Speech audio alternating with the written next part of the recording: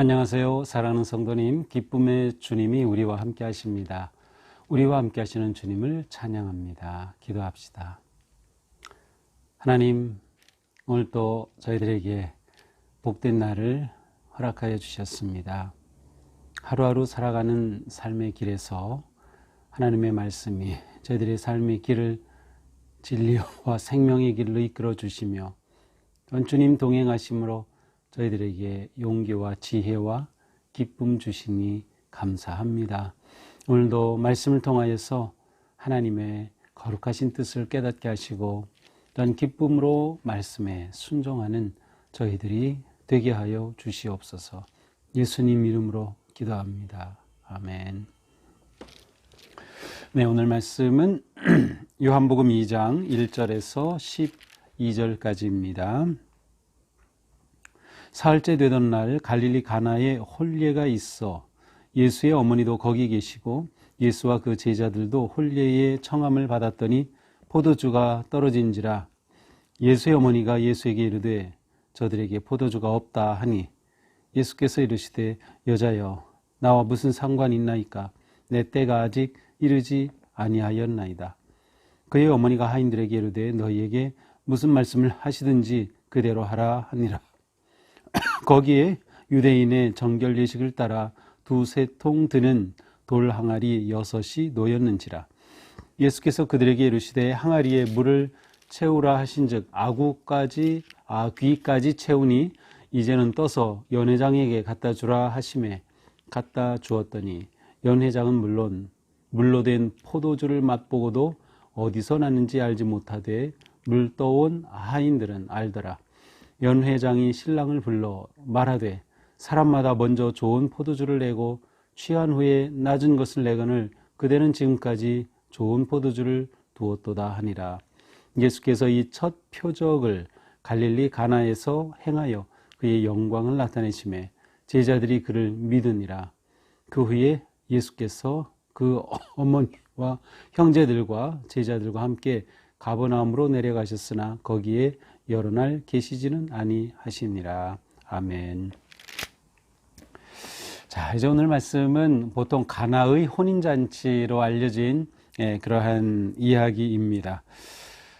사흘째 되던 날 갈릴리 가나에 혼례가 있어 예수의 어머니도 거기 계시고, 자, 이 사흘째 되던 날은 이제 빌립과 나다나엘을 만나셨던 이후 사흘째 되던 날이라고 할 수 있습니다. 자, 이때 예수님께서는 가나에 혼인 잔치가 벌어진 집을 방문하십니다.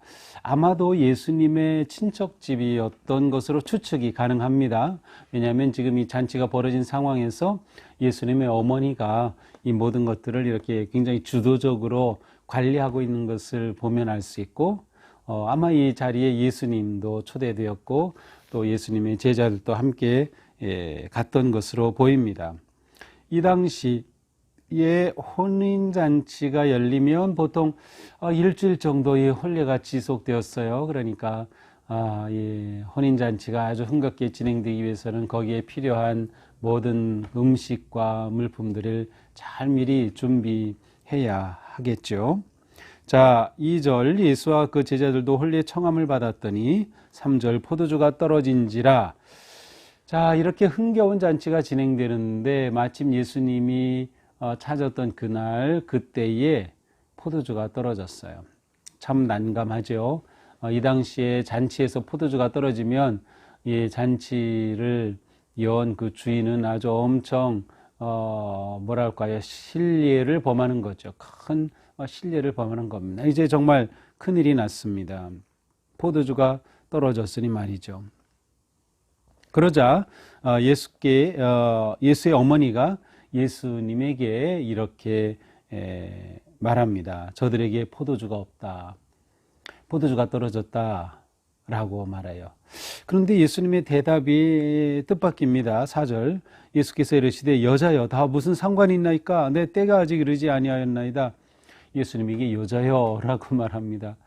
여자여 라고는 이 표현 이 신약 성경에 쓰여진 이 그리스어 히라버라고 하죠. 이 그리스어는 그 그 당시에 아주 가장 쉬운 일반적인 생활 언어였습니다. 여기서 이제 여자여라고 하는 귀나이라는 이 표현은 우리가 듣기에는 좀 무시하는 듯한 느낌이지만 사실은 여성에 대한 예의를 갖춘 그런 호칭이었습니다. 그래서 우리말로 직역하면 여자여가 되겠지만 실제 우리 어감하고는 좀 다른 그러한 느낌의 단어입니다.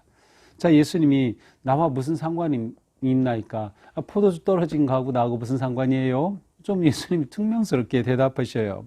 그러면서 내 때가 아직 이르지 아니하였나이다. 아직 내 때가 아닙니다. 그래서 내 때, 예수님의 때라는 것은 무엇일까요? 하나님의 위대하신 그러한 계획이 이루어지고 또 성취되고 이루어가시는 아주 중요한 그러한 시점을 말하겠죠.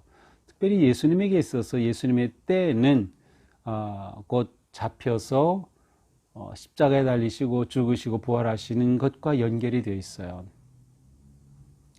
아니면 예수님이 누구신가를 아주 강력하게 드러내는 그러한 특별한 때와도 관계가 될 수 있죠. 자, 그런데 예수님께서는 아직 내 때가 아닙니다. 좀 무관심한 듯한 나하고는 상관없다라는 듯한 그러한 대답을 하십니다. 자, 그러자 어머니가 거기서 끝내면 좋은데 하인들에게 말합니다. 너에게 무슨 말씀을 하시든지 그대로 하라. 마치 예수님의 어머니 마리아는 예수님이 무슨 말씀을 하시는지 이미 알고 있었다는 듯이 무슨 말씀을 하시든지 너희들 그대로 하라 라고 말하죠. 마침 그곳에는 유대인의 정결 예식을 따라 두세 통 드는 돌 항아리 6개가 있었다. 이 정결 예식은 사람들이 집에 오면은 물을 떠서 손발을 씻고 하는 그러한 물통이죠. 물 항아리가 6개나 있었습니다. 그날 많은 손님들이 오니까 그 항아리가 그렇게 많이 준비되어 있었겠죠. 여기서 말하는 두세 통 드는 항아리 하나에 보통 한 80리터에서 120리터 정도의 물이 들어가는 꽤 큰 항아리입니다. 왜냐하면 이제 한 통당 보통 40리터가 들어가는데 여기서는 두세 통 드는 항아리라고 했으니까 보통 80에서 120리터 정도 들어갈 수 있는 그러한 크기의 항아리가 바로 6개가 놓여 있어요. 거기에 뭐가 있었을까요? 물이 차 있었겠죠. 그 물로 정결, 예식, 손을 씻고 발을 씻는 일을 하니까요. 자, 예수님께서 그들에게, 하인들에게 말씀하셔요. 항아리에 물을 채우라. 이 항아리에 물을 채우라는 거죠. 아마 물을 사용했으니까 비어 있겠죠. 그런데 이 항아리에 물을 채우라 하니까 이 하인들이 어떻게 합니까? 아귀까지 채웠어요. 바로 그냥 물이 찰랑찰랑할 정도까지 그 턱 끝까지 물을 가득 채웠습니다. 그러고 나니 예수님이 8절 말씀하셔요. 이제는 떠서 연회장에게 갖다 주라 하심에 갖다 주었더니 자, 이제 물 떠서 연회장에 갖다 주어라. 이게 도대체 무슨 일입니까? 이 하인들은 영문도 모른 채 그렇게 물을 떠서 갖다 줍니다. 그런데 말이죠.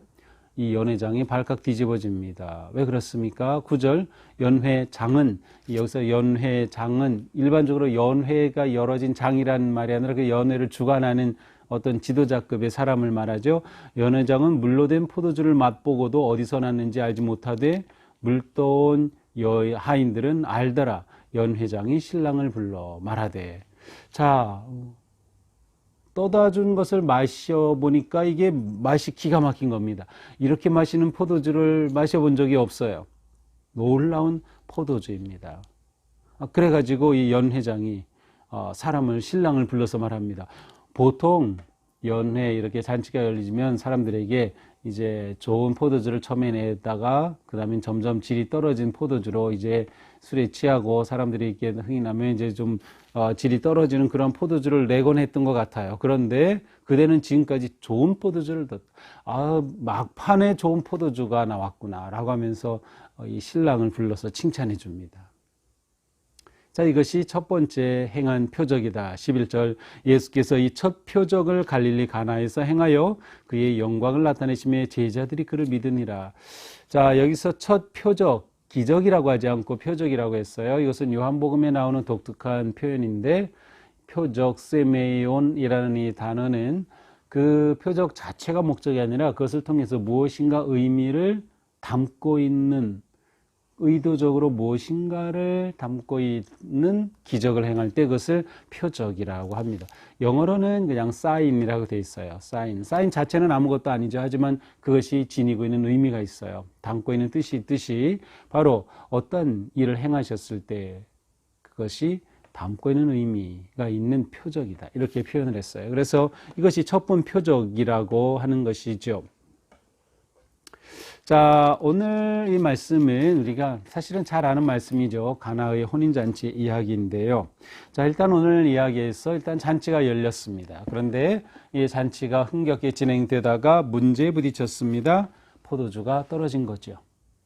자, 우리가 인생을 살아갈 때 우리 인생엔 얼마든지 일들이 일어납니다. 문제가 생길 수도 있고요. 예기치 않은 그러한 일이 일어날 수 있어요. 어쩌면 예상보다 손님들이 더 많이 왔는지 모릅니다. 아니면 계산을 잘못해서 준비한 포도주가 부족했는지도 모릅니다. 어쨌든 포도주가 떨어지는, 그래서 신뢰를 범할 큰 위기, 어려움, 문제에 봉착한 상황이에요. 자, 이때 예수님의 어머니는 하인들에게 바로 예수님이 말씀하시는 대로 하라라고 말해줍니다. 물론 그 전에 이 어머니는 먼저 예수님에게 이야기하죠. 자, 포도주가 떨어졌다. 이것이 굉장히 중요합니다. 문제가 생길 때 바로 예수님을 떠올리는 거예요. 이것이 우리의 신앙생활에서 매우 중요한 겁니다. 문제가 생기고 어려움이 생기고 난관에 봉착했을 때 우리는 먼저 주님을 생각하는 거죠. 왜? 주님께 그 문제를 가져가기 위해서예요. 주님께 그 문제를 가져가기 위해서. 예수님의 어머니 마리아에게 있어서 중요한 것은 문제가 생겼다? 그렇다면 예수님에게 가지고 가야지라고 하는 것이었어요. 모르겠어요. 예수님이 이 집안에서 그 당시에 굉장히 맏아들로서 어떤 특별한 역할을 하고 있었을 수도 있고요. 아니면 정말 순수하게 어떤 마리아가 예수님에 대해 가지고 있는 나름의 어떤 신앙심, 예수님에 대해 믿는 무엇인가 있었기 때문인지도 모릅니다. 어쨌든 이 문제의 해결을 예수님께 가져간 것이죠. 이것은 아주 잘한 일이었습니다. 문제가 생기면 예수님께 가져가라, 예수님께 이르라라고 하는 것이죠. 예수님께 가져가면 이제 예수님께서 그 문제를 해결하기 위해 어떤 일을, 행동을 하시죠. 자, 이 가나의 혼인잔치에서 예수님께서는 하인들에게 말씀으로 모든 것들을 풀어가셔요. 자, 마리아가 하인들에게 했던 말이 기억나나요? 무슨 말씀을 하시든지 그대로 하라. 자, 이게 굉장히 중요한 표현이죠. 무슨 말씀을 하시든지 그대로 하라. 예수님이 뭐라고 하든 그냥 그대로 하라. 너희들이 그거 따지지 말고 그대로 순종하라. 자, 문제는 예수님께 가져가야 되지만 더 중요한 것은 예수님의 방식과 예수님의 말씀에 순종하는 것이 더 중요합니다. 내 뜻과 내 계획과 내 생각과 내 경험과 다르다고 해서 거절한다고 하는 것은 사실은 문제 해결에 전혀 도움이 되지 않습니다. 예수님께 순종하는 것이 길이 됩니다. 순종이 믿음의 깊이를 결정합니다. 내가 예수님에 대해 얼마나 믿느냐 하는 것은 순종만큼입니다. 내가 순종하는 만큼 내 믿음이 깊은 것이고, 내가 순종하는 만큼 예수님이 우리 가운데 일하시는 거예요. 그래서 우리는 순종으로 열매를 맺는 인생을 살게 되는 것이죠. 자, 이렇게 제자들이, 이렇게 하인들이 예수님에게 갔을 때 예수님이 자, 물을 가구까지 채우라, 아기까지 채우고 또 그것을 갖다 주라 할 때 이 하인들은 대꾸하지 않아서, 아니 물을 떠다 주라고요? 이게 그냥 포도주를 갖다 줘야 될 상황인데 전혀 아무 말이 없었어요. 그냥 그대로 따라했어요. 말 그대로 순종이죠. 그때 연회장은 마시는 포도주로 흥이 도도지고 발칵 뒤집히는 사건이 일어난 거죠. 좀 재미난 생각이지만 어느 순간 물이 포도주로 변했을까요? 예수님께서 갖다 주라 라고 명령하신 순간이었을까요? 아니면 이 하인들이 물을 떠서 갖다 주자 그 물을 받는 그 순간이었을까요? 네, 모릅니다. 언제 그렇게 변했을지 모릅니다. 마치 오병이어 기적에서 그 한 아이가 가져온 보리떡 5개가 어느 순간 그렇게 많아졌는지도 사실은 추측할 뿐이죠. 중요한 것은 그게 아니라 놀라운 표적이 일어났다고 하는 사실입니다. 자, 하인들의 순종이 기적의 문을 열었습니다. 문제가 있으면 주님께로 가지고 가라. 주님께서 말씀하시면 순종하라. 순종할 때 기적의 문이 열린다. 순종할 때 해결의 길이 열리는 것이에요. 예수님께 순종함으로 이날 잔치는 아주 흥겨운 잔치가 되었고 칭찬받는 잔치가 되었습니다. 이것은 예수님이 행하신 첫 번째 표적입니다. 자, 그런데 이 표적은 다른 표적이 뒤에 나오는 것과는 좀 다릅니다. 일단 예수님께서는 이 표적을 간접적으로 행하셨어요. 예수님이 직접 물에게 명령하시고 예수님이 물을 떠다 주고 한 것이 아니라 하인들을 통해서 이 표적이 드러나게 되죠. 그래서 여기서 첫 번째 표적은 예수님 자신을 그렇게 강하게 드러내지 않으시고 소극적으로 수동적으로 드러내십니다. 하지만 이 표적의 사건으로 가장 큰 혜택을 입은 것은 제자들이었어요. 왜냐하면 11절에 보니까 그의 영광을 나타내심에 제자들이 그를 믿으니라. 제자들이 예수님이 메시아이심을, 그리스도이심을 더 한층 믿게 된 것이죠.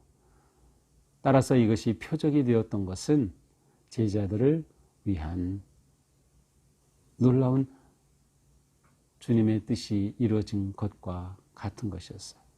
거기에 모였던 사람들은 더 맛있는 맛난 포도주를 먹는 것으로 그쳤을지 모르지만 제자들은 예수님에 대한 믿음이 견고해졌던 것이죠. 이렇게 첫 번 표적은 소극적이면서 드러내지 않으면서, 그래서 마치 이 마리아에게 예수님께서 아직 내 때가 아닙니다 라고 했던 그것이 여기에도 그대로 반영이 되어 있죠. 예수님이 아직 드러내놓고 예수님을 이렇게 나타내지 않으시는 겁니다. 아직 때가 아니다. 하지만 제자들에게는 예수 그리스도를 믿게 되는 표적의 아름다운 열매, 그 의미가 이루어지는 역사의 현장이 되었습니다.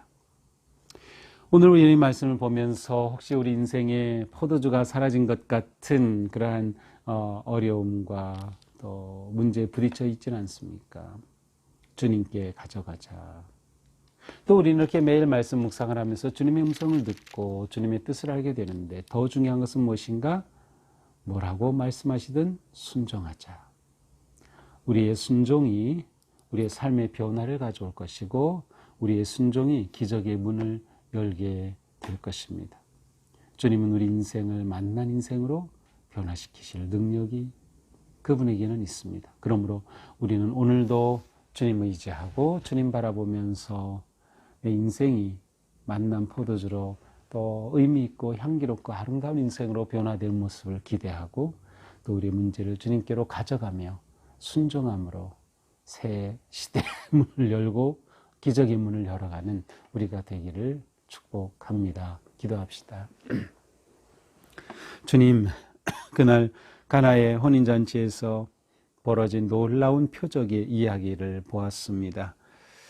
주님께서 말씀하시고 또 말씀에 순종할 때 놀라운 역사가 일어났듯이 오늘 저희들의 삶 속에도 마치 포도주가 떨어진 것처럼 기쁨도 사라지고 소망도 사라진 것 같은 이러한 상황 속에서 주님, 저희들에게 기쁨을 회복시켜 주시고 천국의 소망을 회복시켜 주시고 저희들의 삶의 문제 가운데 오셔서 다스리시고 온전케 하여 주시옵소서. 포도주가 떨어진 것과 같은 어려움에 직면하고 있는 상황이 계속되고 있습니다. 코로나로 인해서 개인적으로, 가정적으로, 경제적으로, 관계에 있어서 또한 육체의 질병으로 어려움에 있는 우리 성도들 주님의 능력의 손으로 잡으시고 예수님께 문제를 가져가고 또 주님께 온전히 순종하여 놀라운 치유와 회복과 은혜의 능력을 경험할 수 있도록 저희들을 품어 주시옵소서. 오늘도 함께 하실 주님 의지하며 예수님 이름으로 기도합니다. 아멘. 네, 오늘도 우리의 삶이 주님께 온전히 순종함으로 희망과 변화와 새 생명의 기쁨을 누리는 복된 하루가 되기를 축복합니다. 사랑합니다.